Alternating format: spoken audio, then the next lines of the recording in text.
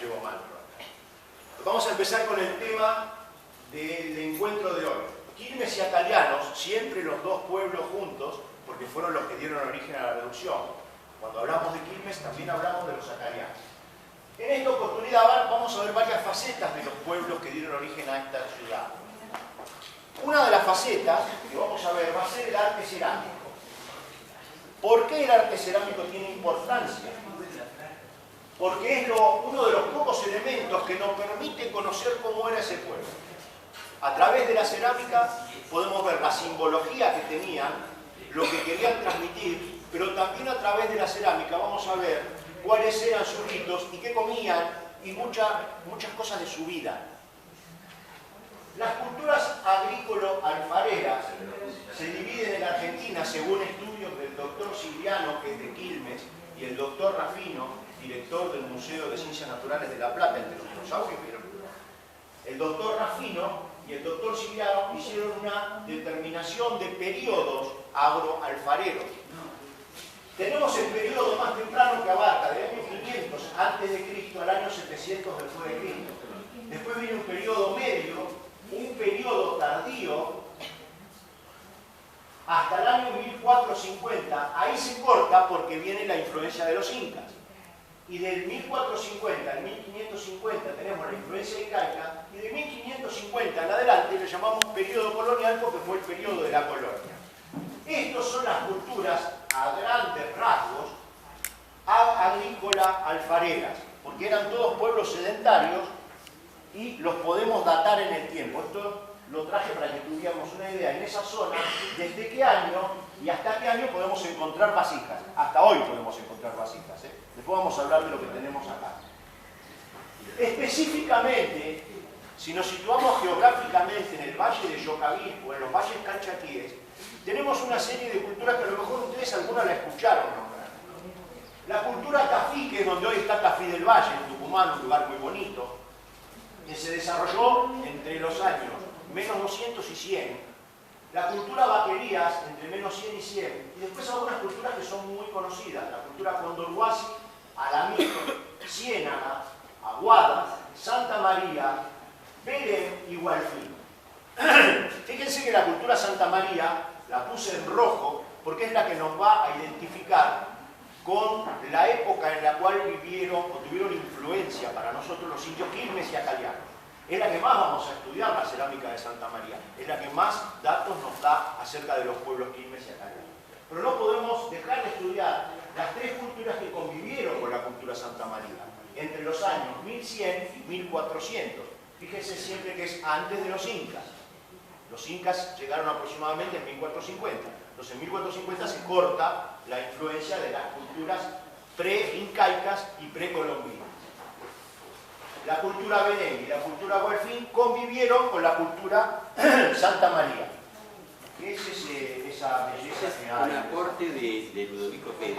Si es un aporte de Ludovico, debe ser una pieza que Ludovico me dijo, que es pieza precolombina. Miren ustedes lo que es justo estamos hablando de esto, y el profesor Ludovico Pérez dice pieza precolombina, antes de la colonia, de la región de Catamarca, Santa María, que es donde estamos viendo nosotros ahora, doctor Omar Antonio Gancedo.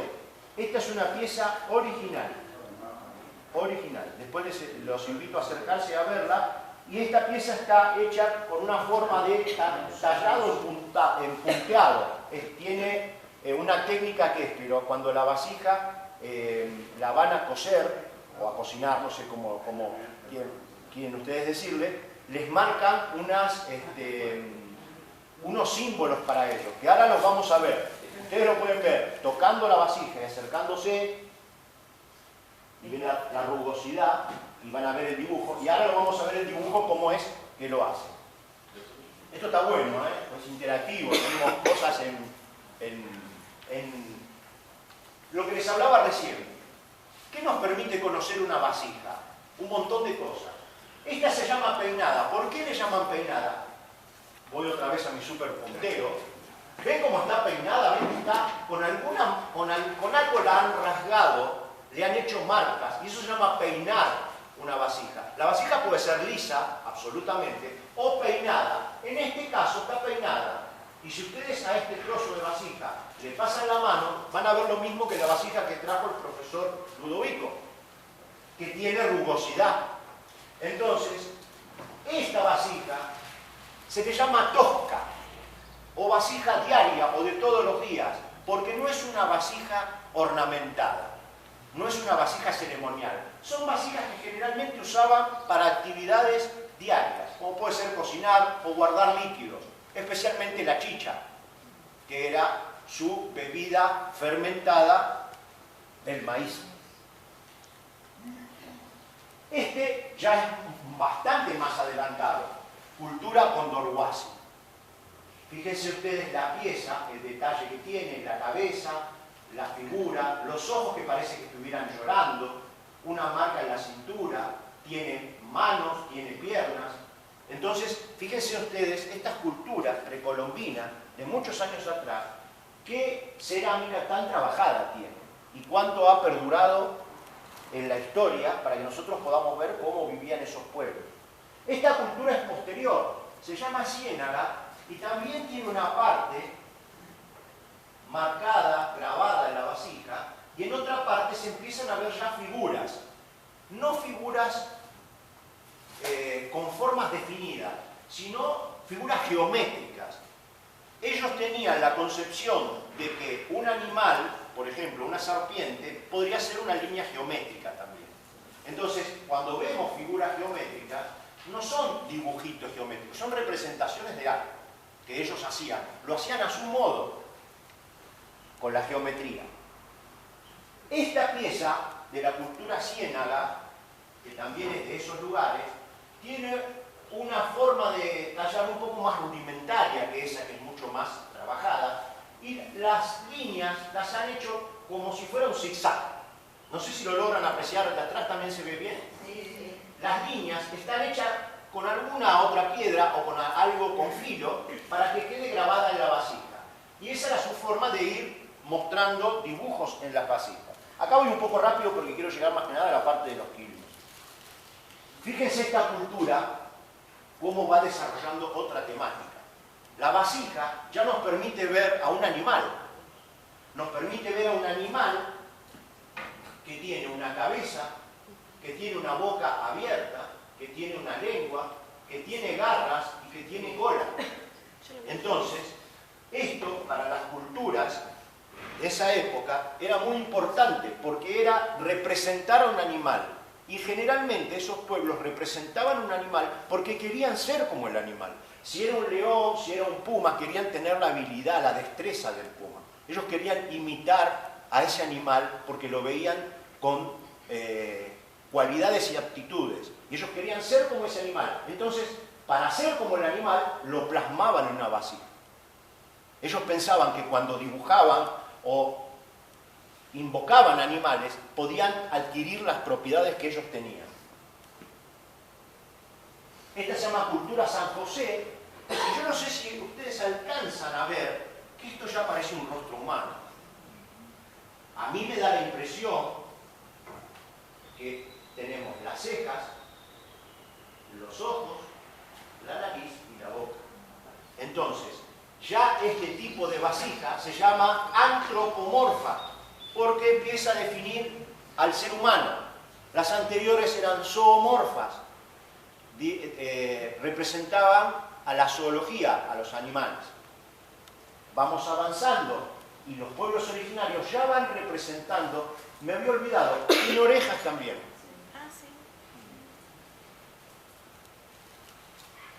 La cultura Belén, que fue casi paralela a la cultura santamariana, nos depara un elemento muy característico, que es el negro sobre el rojo. El rojo es el fondo de la vasija y el negro es donde se talla el dibujo.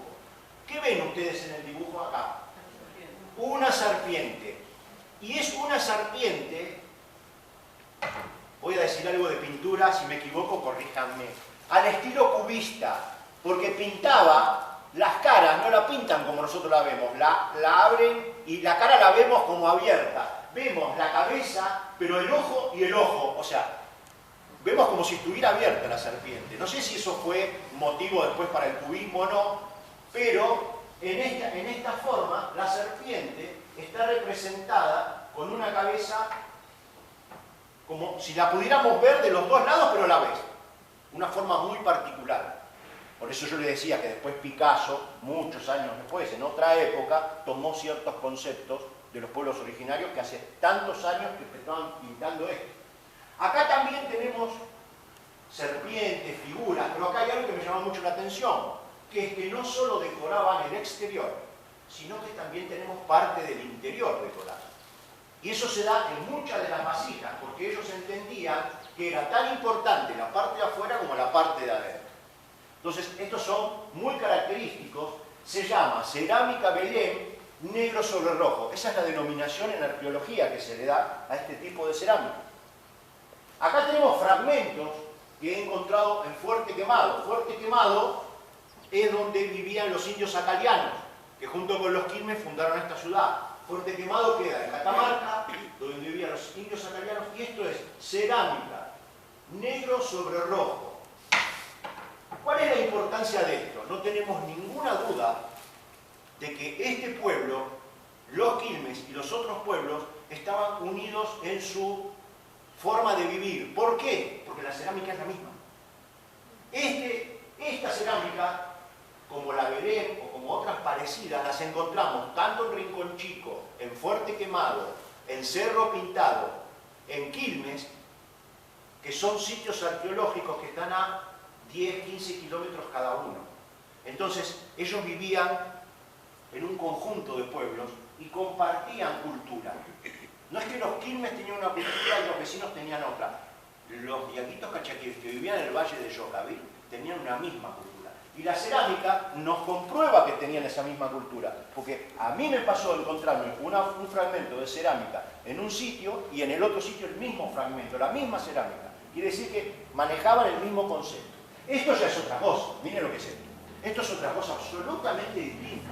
Estamos hablando de aproximadamente del año 1300, 1400 de nuestra era. Miren la calidad de esta cerámica. Esto se llama la urna, se conoce como la urna Quiroga. Está en el Museo Juan Bautista Ambrosetti de la capital federal. Les puedo asegurar que es impresionante. Esta es una urna santamariana. Está toda decorada. No dejaban nada sin decorar, porque para ellos toda la urna tenía que tener decoración. No podían dejar espacios sin decorar. El espacio sin decorar era algo sin explicar. Y no querían tener cosas sin explicación.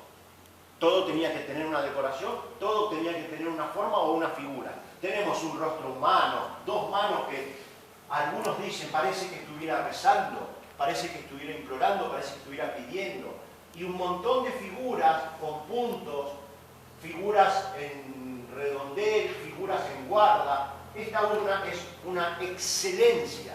Esta urna la encontró Adán Quiroga, que fue uno de los primeros arqueólogos que recorrió toda la zona de Catamarca y los valles calchaquíes, y es una belleza la concepción artística que tiene.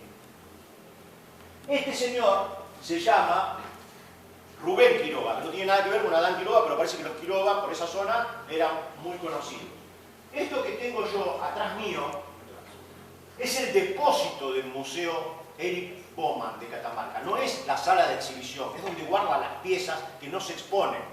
Esto para mí era tocar el cielo con las manos, porque estaba tocando las piezas de 200, 300, 500 y hasta 800 años de antigüedad. Las que están más abajo, que son más grandes, son urnas, son de la cultura San José, pero todas las que ven en este estante y en la estante de arriba son de la cultura santamariana. Yo no sé si llegan a ver que están tan labradas como la que vimos antes, y estas, ¿ven que tienen tapa? Se llama puco. La tapa, y es porque ahí enterraban a los párvulos, enterraban es una manera de decir, porque no hay tierra, ahí ponían a los párvulos, a los bebés recién nacidos que morían, los ponían dentro de esa vasija, porque la concepción de ellos era que esta vasija tenía una tapa y tenía un vientre, un cuerpo, y el niño volvía al vientre de la madre. O sea, mientras vivía o se formaba en el vientre de la mamá, pero una vez muerto, la mamá no lo tenía más en su vientre, lo ponían en el vientre de una vasija para que siguiera estando en contacto con la cultura y con una forma de, a lo mejor, proseguir su vida. Acá vemos cómo son las culturas, las vasijas de Santa María. Tienen un arte impresionante. La del medio tiene una concepción, esta también, artística a la que se denomina mamá guapo. Acá tenemos una figura con cejas, ojos, aparentemente esta sería la boca, pero si ustedes ven, acá hay dos manos que sostienen algo. Acá hay dos manos que sostienen algo, en esta no. En general, esta cultura dice que esta vasija, esas dos manos, contenían el agua necesaria para que los pueblos pudieran sobrevivir. Por eso se llama mamá huaco, porque huaco significa agua. Entonces, esa vasija estaba hecha así porque llevaba agua. ¿Y por qué llevaba agua a una urna funeraria? Porque ellos creían que el muerto hacía un viaje. Y si el muerto se iba de viaje y hacía un viaje, necesitaba agua para el viaje y comida para el viaje. Entonces, las urnas funerarias siempre están acompañadas, en la zona de Quilmes y Catamarca y Tucumán, de comida y bebida. Siempre que se encuentra una cista donde han enterrado a alguien, hay bebida y comida, y muchas veces ropa. Porque ellos tenían la concepción de que hacían un viaje, y en el viaje necesitaban lo que necesitamos nosotros cuando subimos a un plusmar o algún móvil que vamos a viajar, la vianda de comida. Ellos también en la urna representaban su viaje. Y por último, una última vasija, esta está tomada en la localidad de Santa María, ¿no? Sí. Santa María, en el Museo de Santa María, también. Ven que acá tiene los ojos, las cejas, y miren dónde están las manos acá. Ven que están como sosteniendo. Esta sería el receptáculo del agua. Este que está acá. A veces marcado en forma cuadrada, a veces marcado en forma redonda. Muchas veces marcado acá como una especie de cuadrillé. Y yo les pido que observen esta figura y esta figura. Esto que parece como un mitograma que se va enroscando y esto que parece como un cuadriculado. ¿Por qué les pido que observen esas dos? Esta es la urna entera. Y este es el pedazo de urna que yo encontré en Rincón Chico. Ven que la parte del mitograma que se va enroscando es exactamente igual al de la urna. Y acá tenemos el enrejado. Entonces, esto nos permite a nosotros reconocer que en ese lugar donde vivían los indios usaban o influía la cultura de Santa María. No tenemos ninguna duda porque encontramos esos restos en los lugares donde nos decían que ellos los utilizaban. No es que los libros decían eso, la realidad también dice eso. Los restos todavía están ahí. ¿Qué entorno geográfico, como explicó Chalo en un momento cuando introdujo esta charla, encontraron a los Quilmes tan diferentes de donde ellos vivían a donde fueron extrañados? Porque la palabra es extrañar. Extrañar quiere decir sacar de un territorio y enviar a otro. Esta es una foto de una amiga nuestra que se llama Silvia Mármoli, que está en el libro del río. Esto sería una especie de representación. Esta foto es actual. Pero yo la traje, Chalo, para que tengamos una idea vaga de cómo podría haber sido la costa del río virgen, con algunos árboles, algo de agua, algunos pájaros. Todavía sí, acá no se ve mucho la mano del hombre. Es como sería hoy el bañado. Silvia nos puede decir que si no tenemos la mano del hombre y no hay casa, si no hay nada, el bañado sería agua que llega y se extiende, mezclado con algunas plantas no muy altas, y algunas plantas acuáticas, y siempre algunos pájaros dando vueltas mientras no llegue el hombre y los pájaros se van. Eso sería la zona de Quilmes, nuestra ribera, a donde ellos llegaron. Acá usamos la foto de Silvia Mármoli, que está en el libro que algunos hojearon allá adelante de las fotos del río. Pero ¿cómo era el sitio al cual llegan los Quilmes y los acalianos acá? La arquitecta Marta Oliva, que pertenece a nuestro grupo de los quilmeros, que es presidente de la Junta de Estudios Históricos de Quilmes, ha definido, ella, en estudios que hace muchos años que está realizando, a Quilmes como un lugar frente al río de la Plata, sobre una barranca que sirve de límite natural. La barranca ya existía, siempre existió, es un límite natural. Entre el bañado, o sea, entre la zona donde llega el río, y una llanura suave con algunas lomadas y un punto estratégico a 20 metros de altura, que sería donde hoy está la catedral. Según la arquitecta Oliva, la catedral de Quilmes está en un punto más o menos a 20 metros sobre lo que sería la costa del río. No es una gran altitud, pero domina un paisaje con una diferencia de 20 metros. Muy diferente a donde vivían ellos. Y ahora vamos a ver por qué. Acá tenemos una lomada de 20 metros, que es la mayor altura que tiene como diferencia nuestra zona. La geóloga María del Carmen de Stefano, y esto está tomado del blog del Quilmero, dice que desde el punto de vista geomorfológico y climático, la región donde nosotros vivimos se llama Pampa Húmeda. Nosotros lo podemos ver, hoy a la mañana hacía 70% de humedad, había 70% de humedad. Y vemos que el esparejo, que siempre tenemos más o menos una humedad de ese tipo. Por eso se llama Pampa Húmeda. Su morfología es levemente escalonada y asciende suavemente desde el río hacia el interior, hasta una distancia aproximada de 1,5 kilómetros. Quiere decir que el bañado, más o menos entre 1,5 kilómetros y 2 kilómetros, empieza a subir lo que hoy conocemos como la barranca, los barrios de la barranca de Quilmes. Eso diferencia al bañado de la zona de loma. Por eso es importante estos estudios que han hecho gente que conoce bien la parte geológica y la parte de arquitectura. Y ahora Adán Quiroga, que era un estudioso muy importante, en el año 1896 a 1900, escribió un libro que se llamaba Calchaquí, que Editorial TEA lo reeditó en 1992, y él nos dice cómo vivían allá. ¿Cómo vivían allá? Quiroga dice, en nuestro Calchaquí, entre los 1800 metros y los 2300, miren la altura, 1800 a 2300, y acá tenemos una loma de 20 metros, vivían numerosas y belicosas tribus, que tanto han actuado en la epopeya de las cumbres, ya está hablando de cumbres también.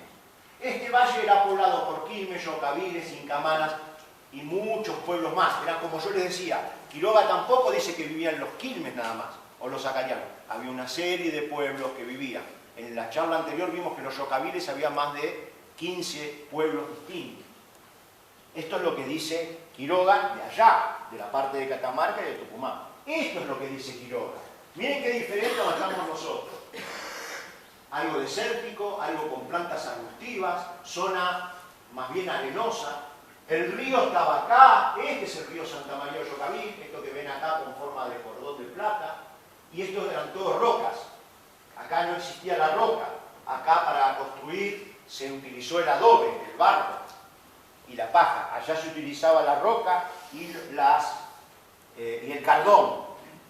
Esto es muy actual, lo tomé, no tiene nada que ver con estudios históricos, pero lo tomé para que tengamos una referencia.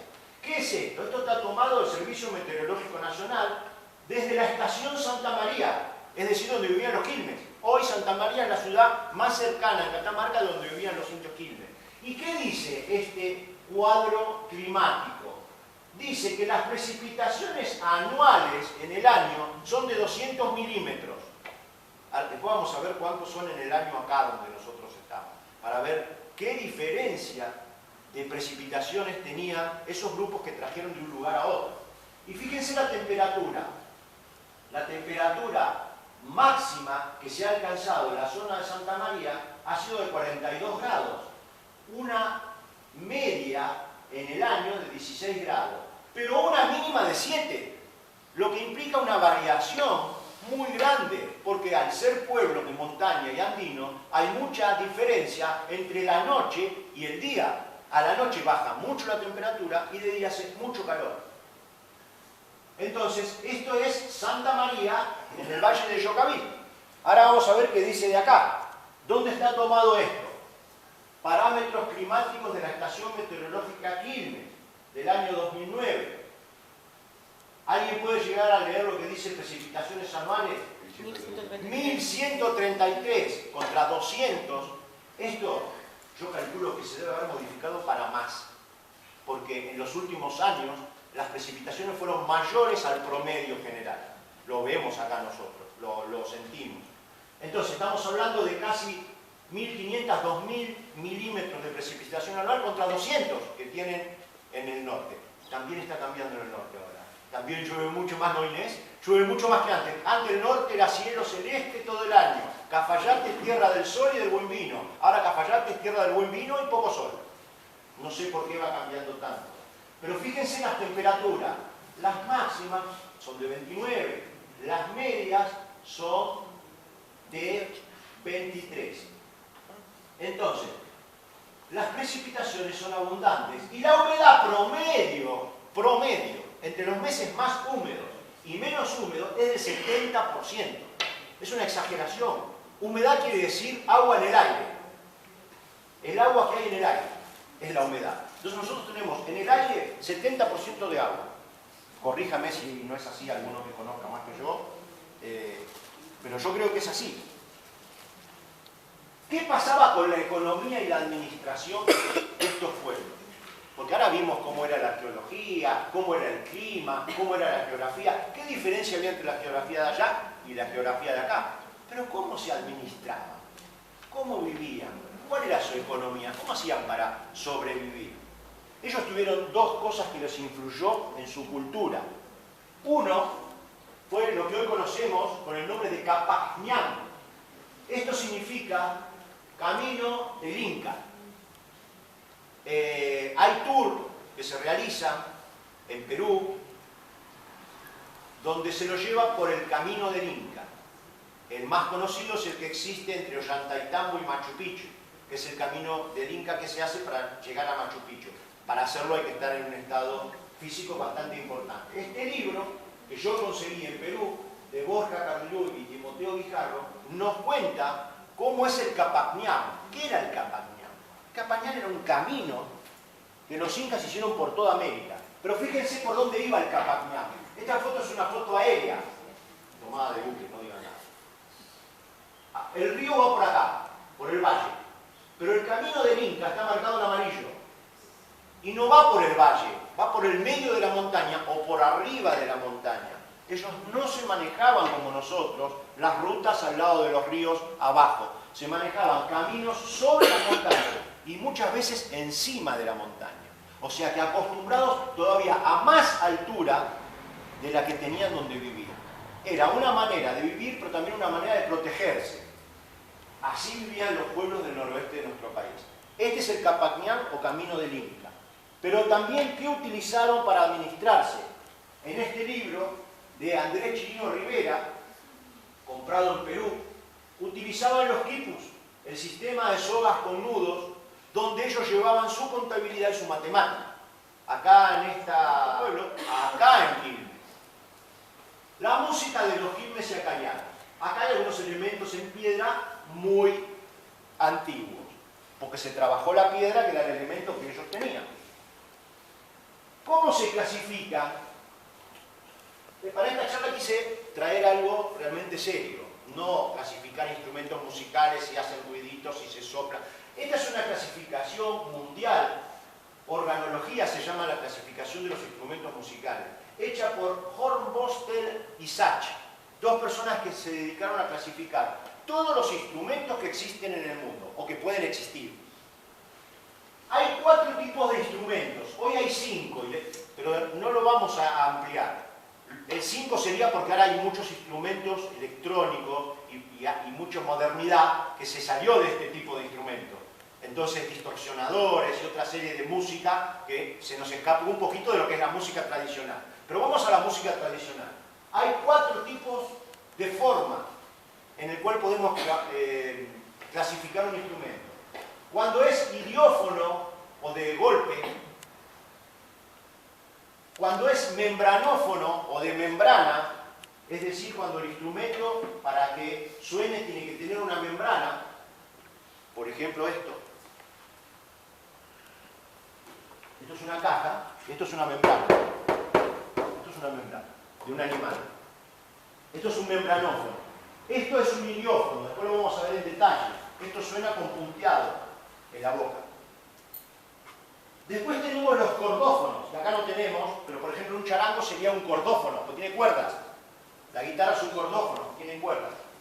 Y después tenemos los aerófonos, que funcionan con aire, que son la mayoría de los que están acá. Por ejemplo, ahora lo vamos a ver, pero tenemos una tarca de madera, un pincullo, una quena, un sicu.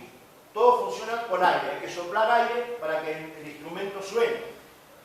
Esta es la clasificación mundial de instrumentos.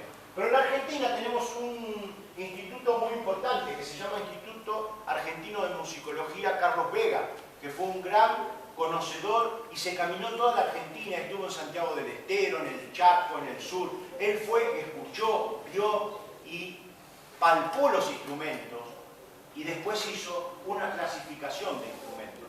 Y vio que en la zona donde vivían los quilmes y acalianos utilizaban instrumentos específicos de esa zona.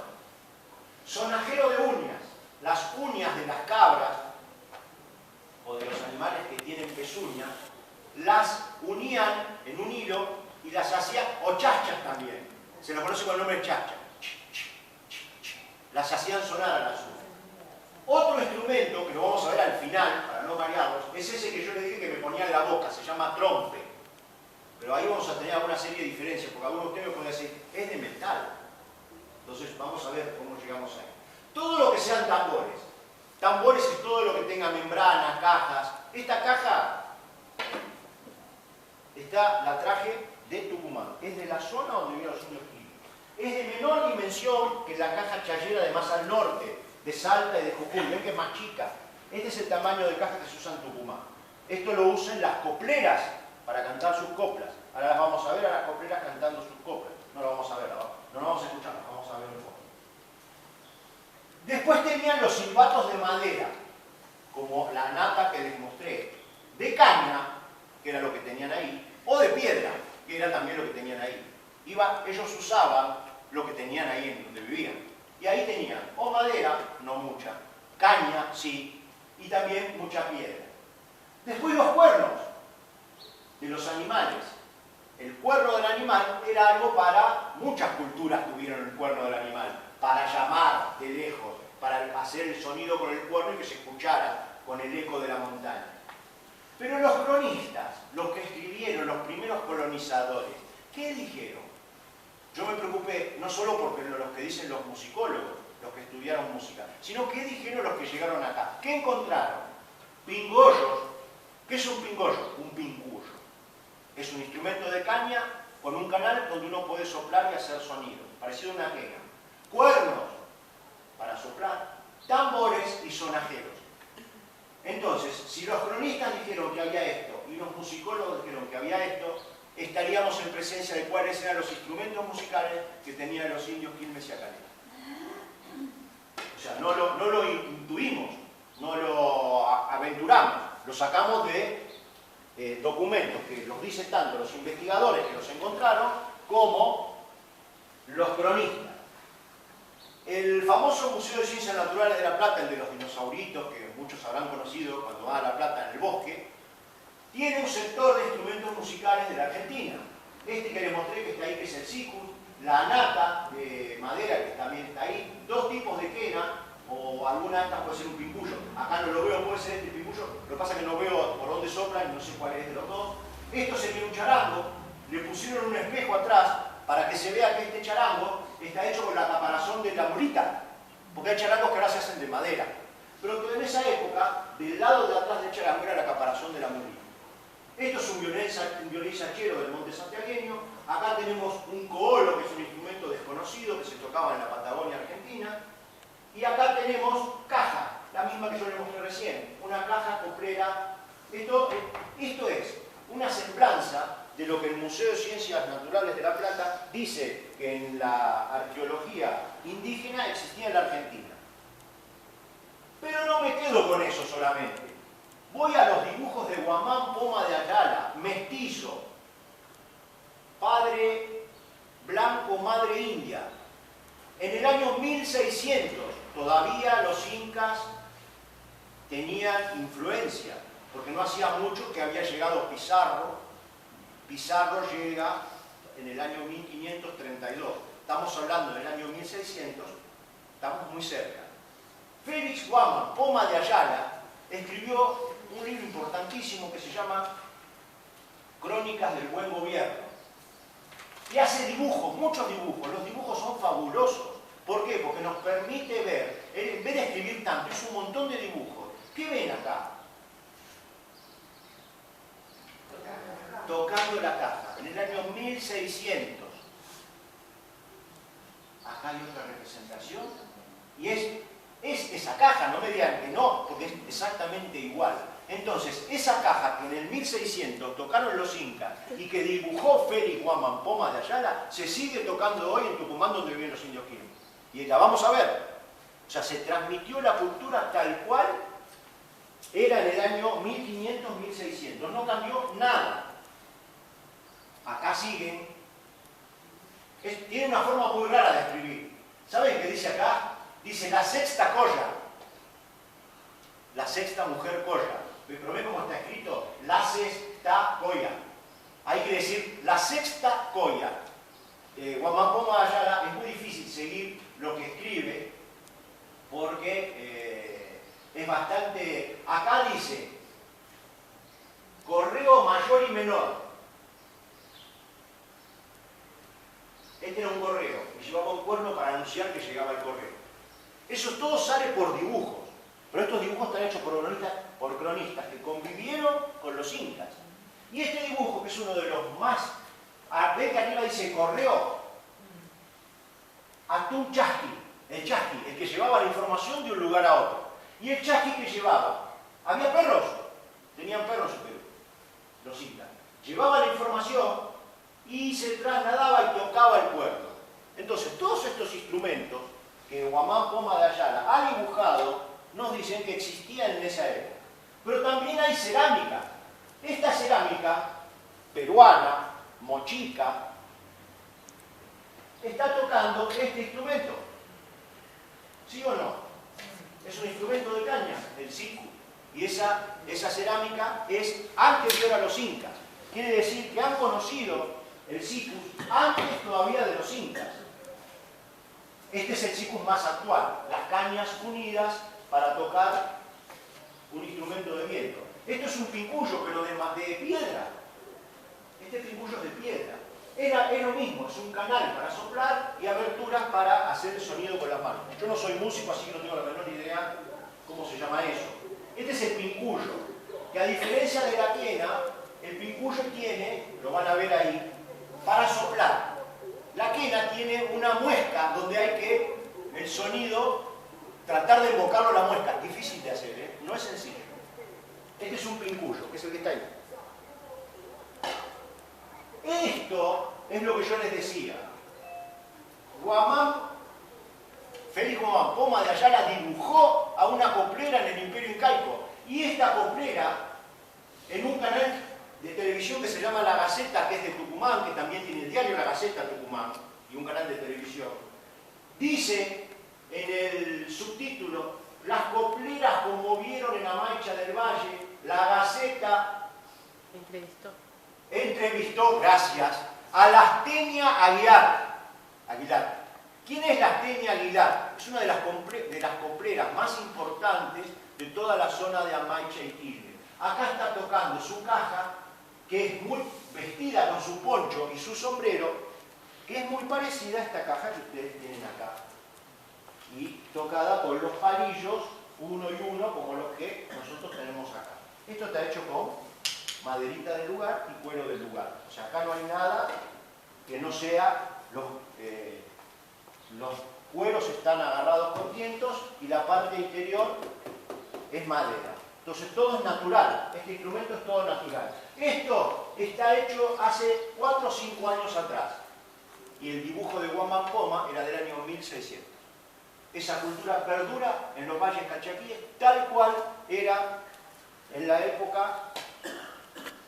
Esta es la caja coplera, porque cantan coplas, que está ahí, después la pueden ver, no hace falta que veamos la foto. Esta es la otra caja que está al lado.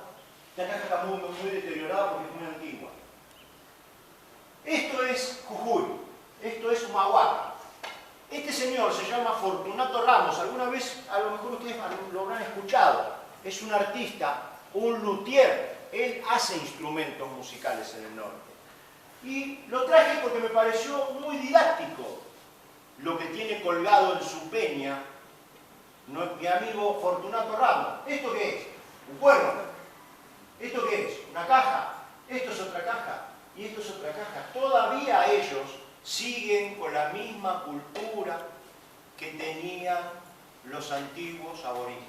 Siguen utilizando las cajas y los cuernos. Esta foto ya tiene sus años porque verán que yo no soy el mismo. Estoy un poco más deteriorado. Pero bueno, Fortunato tampoco es el mismo. También está deteriorado. Y ahí dice, acá dice, en el cartel Peña del Fortunato, es un lugar donde Fortunato ameniza con los turistas. Pero lo que más me importaba es que tienen hoy en Humahuaca los mismos instrumentos que perduraron culturalmente durante tanto tiempo. Y vamos al último instrumento, ¿qué dice yo con mi desorden? Este instrumento es muy conflictivo. En una zona cercana a los Quilmes, en Catamarca, en el Xincal de Quimidí, el arqueólogo e investigador Rodolfo Rafino, que hizo todas las investigaciones en ese sitio, y al cual tuve la suerte de haberme podido entrevistar 2 veces, en el libro que él escribe dice que cuando empezaron a escarbar encontraron este instrumento, el trompe, este instrumento que está acá. ¿Qué es el trompe? El trompe es un instrumento de metal que tiene una lengüeta que obviamente no lo van a escuchar, pero poniendo la boca como resonador hace sonido. Entonces, el sonido sale con mi boca como resonador y con esta lengüeta que mueve. Él lo encontró en este sitio. Hay 2 teorías. O ya lo conocían porque los indios Quilmes y los que vivían en Catamarca conocían el bronce, conocían el oro y conocían la plata. Bien pueden haber hecho alguna, o en posteriores incursiones de los conquistadores ha venido desde otro punto.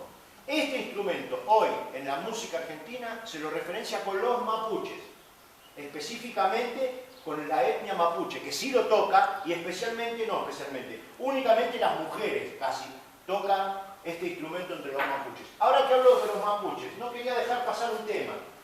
Hay en este momento en erupción un volcán que se llama Leubucó o Leubuco. Lamento mucho que ningún programa de televisión nos instruya de qué quiere decir. Como ya lo les dijo muchas veces, la toponimia es muy importante. Nosotros vivimos en un lugar que en toponimia el nombre Quilmes quiere decir el nombre de una etnia. ¿Qué es Leubucó? ¿En qué canal dijeron qué quiere decir? Yo no lo vi. Leubucó quiere decir, es una palabra mapuche compuesta de 2 partes, Leubu y Co. Co quiere decir agua y Leubu quiere decir azul. ¿Qué dice? Leubuco no, Calbuco se llama el volcán. Calbuco. Calbú quiere decir azul y Co quiere decir agua. El volcán Calbuco quiere decir